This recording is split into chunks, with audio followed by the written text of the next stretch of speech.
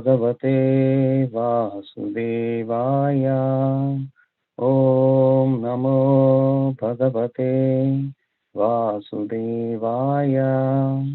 Om Namo Bhagavate Vasudevaya. Reading from Srimad Bhagavatam, Canto 1, Chapter 14, Verse number 1. Sutta Vacha Samprastite Dvarakayam Jishnau Bandhu Didrikshaya Jatum cha Punya Slokasya Krishnasya cha Visheshitam. Translation. Sri Sutta Goswami said, Arjuna went to Dwaraka to see Lord Krishna and other friends, and also to learn from the Lord of his next activities. Purport. As stated in Bhagavad Gita, the Lord descended to the earth for the protection of the faithful and annihilation of the impious. So, after the battle of Kurukshetra and establishment of Maharaj Yudhishthira, the mission of the Lord was complete. The Pandavas, especially Sri Arjuna, were eternal companions of the Lord, and therefore Arjuna went to Dwaraka to hear from the Lord of his next program of work. Today we'll be reading 2 verses. Okay, we'll see if Vedabhas will cooperate today.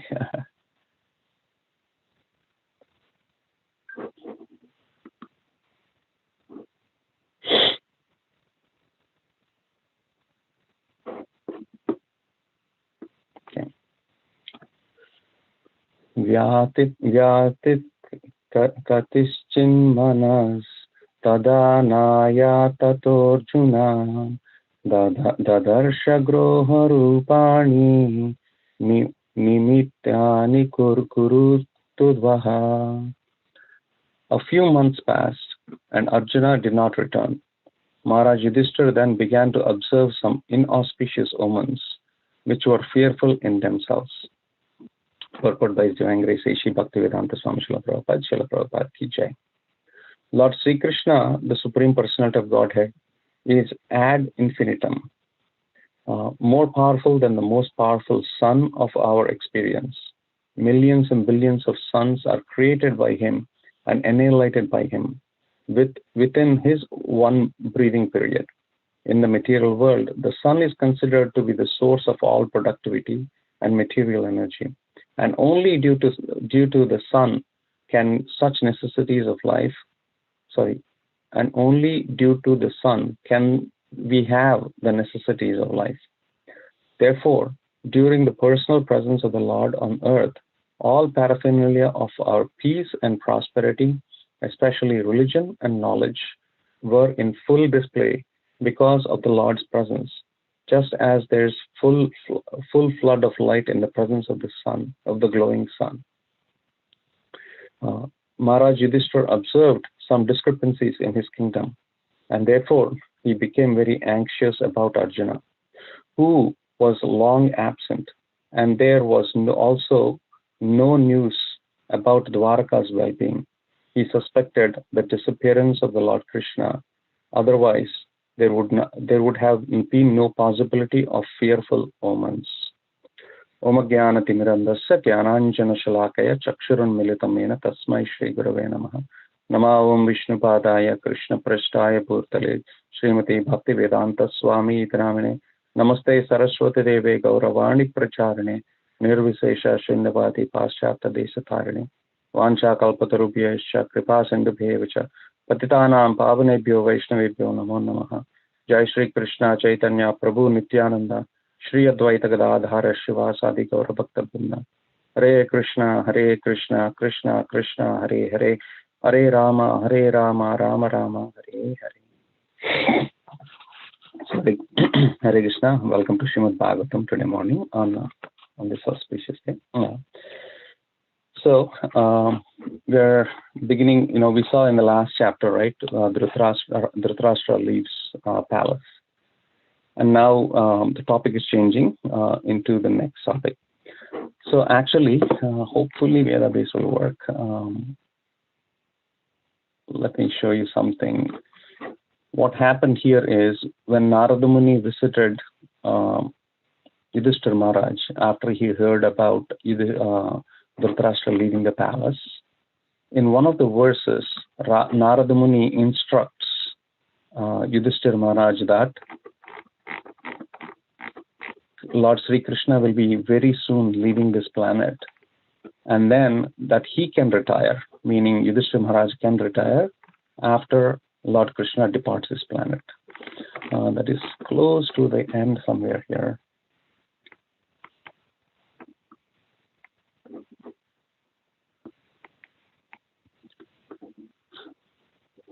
Okay, the Lord has already performed his duties to help the demigods. So, and Krishna, and in this particular verse, Srila Prabhupada is very clearly stating that in the first verse, Krishna comes, yada yada dharmasya jnanam bhavati bharata, and then he says, to establish religion, he comes back, right? And now that mission of the Lord has been fulfilled, for the protection of the faithful and the annihilation of the empires. That particular activity has been fulfilled by the Lord. So now he's going to leave. That's the hint that was given, So the Lord has already performed his duties to help the demigods, and he's awaiting the rest. You Pandavas may wait as long as the Lord is here on the earth. So this hint was given by Narada Muni to Yudhishthira Maharaj. Now Yudhishthira Maharaj, as soon as he heard this, he has become fearful, right? Knowing that the Lord will leave or unwind his pastimes in this material world. And also at the same time, Arjuna wanted to meet the Supreme Personality of Godhead. There are two reasons why Arjuna wanted to go. They're stated here, right? Arjuna is the eternal companion of the Lord. So there is always a desire to meet the Supreme Lord. So he's going there. And he also wanted to hear of the next activities of the Supreme Personality of Godhead. The second reason is he wanted to inquire from the Lord, okay, what is next? What is my service? What should I do afterwards? So that is the nature of the devotee. So those are the two main reasons why, like this chapter is starting, why Sutta Goswami is starting this chapter. He's going to the next part of the pastimes of the Lord. So as the Lord is unwinding his pastimes. And in the next verse, Srila Prabhupada, actually Sutta Goswami says that Yudhishthira Maharaj is beginning to see some inauspicious omens. So obviously Yudhishthira Maharaj is predicting the departing of the Supreme Lord or unwinding of the pastimes of the Supreme Lord. And so he's seeing some bad omens. And Srila Prabhupada is very nicely connecting that to the analogy of having a son, right?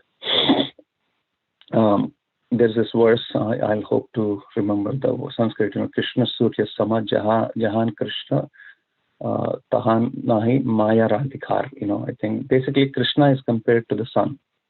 And wherever there is sun, there is no darkness and there is no ignorance. And wherever there is sun, there is light and knowledge, right? And there's also a corresponding verse. The verse that I just quoted is, I believe, from Sri Chaitanya Charitamrita. But there is another famous verse that a lot of the people know. Asatoma Satkamaya, Tamasima Jyotirgamaya, Mrityoma Amritangamaya. So Asatoma Satkamaya, Asat is taken away by Sat, meaning by absolute truth. Meaning Asat means not necessarily untruthfulness. I'm struggling for the right word, but it is taken away by Sat. And Tamasima Jyotirgamaya. Darkness is taken by Jyoti. Jyoti means light. So darkness is dissipated by light. Just by lighting a match, a whole room full of darkness is gone. Srila Prabhupada gives me this example, right? In the dark, everybody is fearful. As soon as you walk into a room and if it's very dark, it creates fear immediately. You don't even have to think about anything. There is fear that starts in our heart. But the moment you light a small light, it doesn't have to be, a 60-watt bulb. You light a small candle, which gives you maybe a 10 watt, maybe 1 watt of light.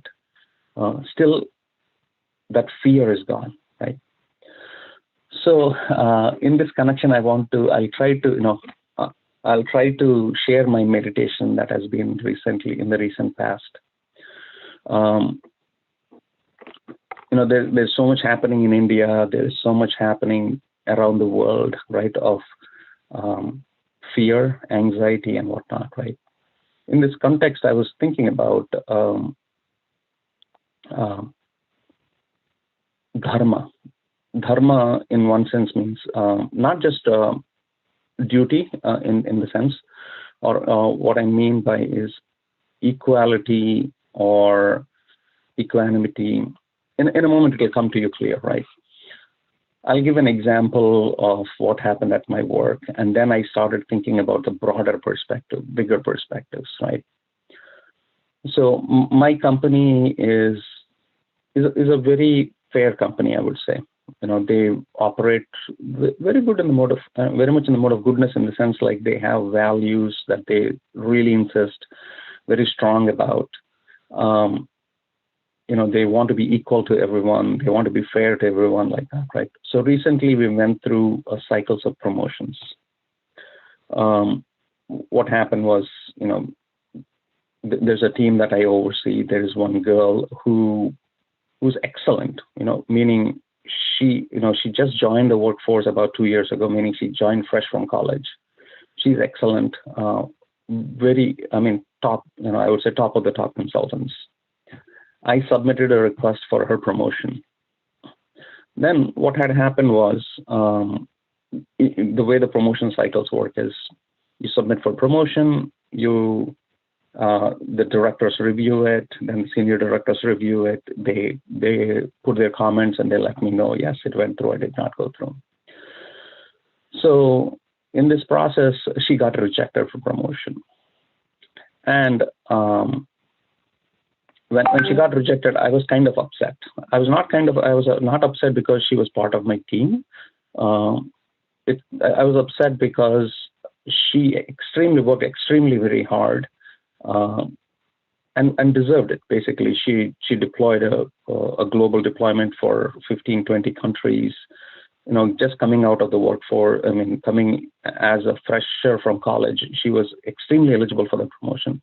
But they said, we have to push this promotion for 6 months. We cannot do it now.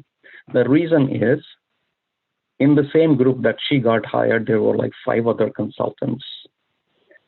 And because there were 5 other consultants, and they were they came together as one class.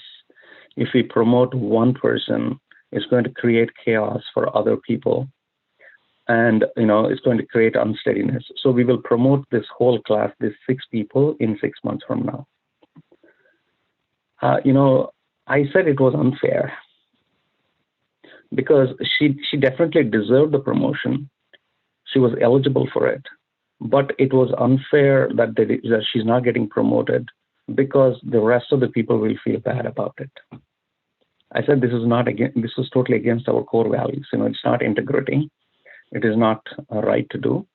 Why are we not doing it?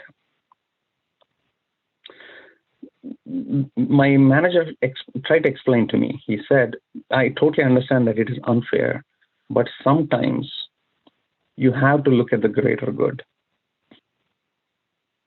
When you look at the greater good, some people get affected by it, even if it means that this person is the right person. They may be doing the right thing, they may be, and that got me thinking, basically, right? I only giving this example. She was totally eligible for it. My company is very much into values. My director wants to follow the values. He's very good in integrity.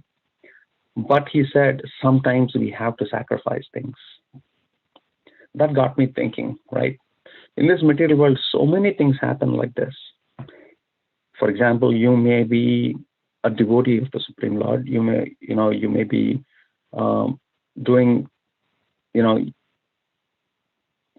example, in our own organization, even in ISKCON, right? Sometimes we may have feelings of hurt. Somebody did not treat me fairly. Somebody did not do this, right? Even when we're practicing Krishna consciousness, sometimes we have to discriminate for the greater good, even if the person did the right thing, right? stuff like that. And especially that comes in the mode in managerial role, meaning that sometimes you have to hurt people, but for a greater cause. Hurt in the sense like not physically hurt, but we know that some people are emotionally attached to things and whatnot. That got me thinking, why I'm telling this whole thing, right? This got me thinking, is there fairness in this world at all? Or, even in the process of trying to be fair for a greater good, even good people can get hurt. Even if you're following dharma, even if you're following the greater principles, you can get hurt. And that is what you see, right? That is what happened to Yudhishthira Maharaj. If you think, he's the associate of the Supreme Personality of Godhead, his whole family has gone through traumas. Why should we be born under Pandu? Why should Pandu be cursed, right? We saw how this happened for the sons of Draupadi. The Draupadi's children were killed even after the Kurukshetra battle was over. We saw that Parikshit Maharaj loses his father, Abhimanyu, in the battlefield. We see that Parikshit Maharaj is unfairly cursed for greater good, right? So that got me thinking. This incident triggered some thought process in me, right? Often we feel that, sometimes things are unjust for me, things are not happening the way I wanted it to happen and whatnot. But one has to understand that is the nature of this material world. Even if you try extremely hard to be religious, to be pious, to do the right thing, to be dharmic, to do all the right things, but because we are in the material world, this is inevitable. Reversals will happen to us, or we will feel that somebody has been unjust to us, unfair to us. Even if the other person wants to be fair to us, sometimes they are put in situations where we feel that their action is unjust to us. So this was a big takeaway for me, right? And then this connected me to one thing, right? Because say if I am the Kshatriya, the king, or whoever, right? And if I'm executing my duty, because I'm not the Supreme Personality of Godhead, in every decision I make, in every decision I take, there will be pros and cons. That's why in this material world it is called, there is two sides of the coin. It is not always good. For every decision we make, there is pros and cons. There will be people who will be happy about it. There will be people who will be unhappy about it. There will be people who will benefit from it. There will be people who will get hurt by it, irrespective of how careful we are. So this is what I want to drive point here is when Srimad Bhagavatam starts in the beginning, Srimad Bhagavatam starts with absolute truth. I always struggle to understand this word of what is the meaning of absolute truth. What is the meaning of this absolute truth? Yes, Krishna, Supreme Personality of Godhead, Paramatma, Bhagavan, those all make sense. Yes, there is some understanding or some concrete way of perceiving that is there. But what is the meaning of absolute truth? It was always vague for me. Absolute truth, what does that mean? Right? Now, slowly, it's coming to me, I think. What it means is anything in this world can happen. Absolute truth means this thing will never change. It won't change by time. It won't change by place. It won't change by circumstance. That is called absolute truth. And that is the absolute truth is Krishna and our relationship to Krishna. Those are the two things that will never change.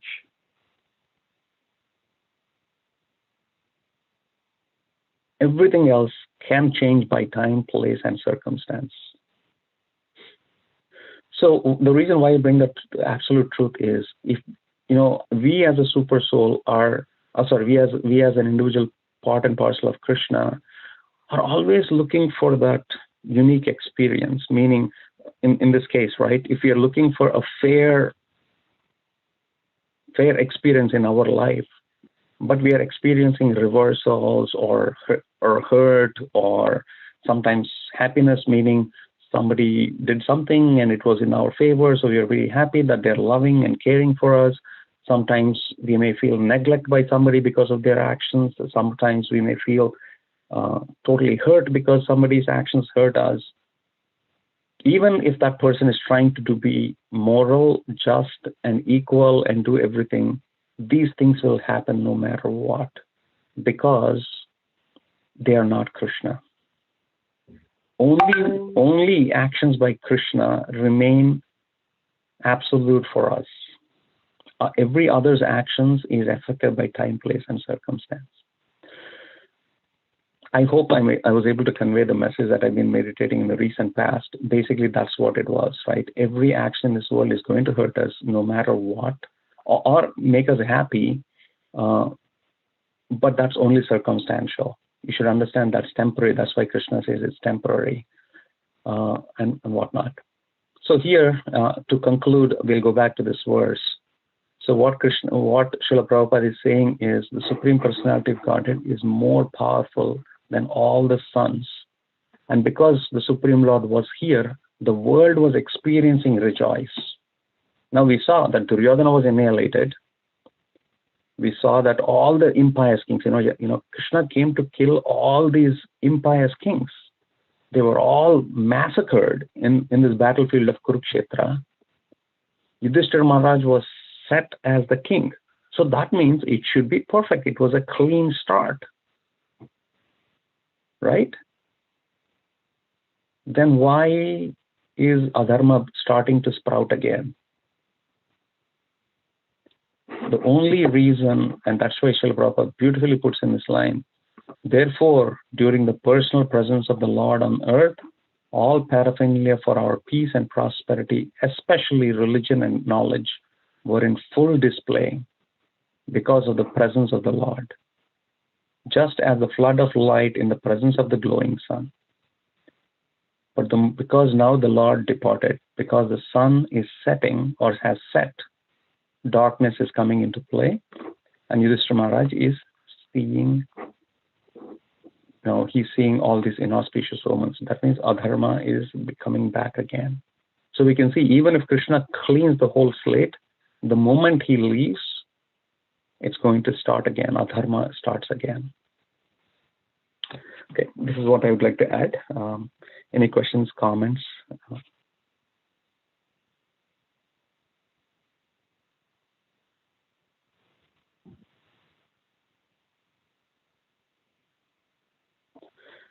Okay, if no questions or comments, we'll end it here for today. Kanadara Srimad Bhagavatam ki jai, Srila Prabhupada ki jai. Lingaraj Prabhu, we can end the call.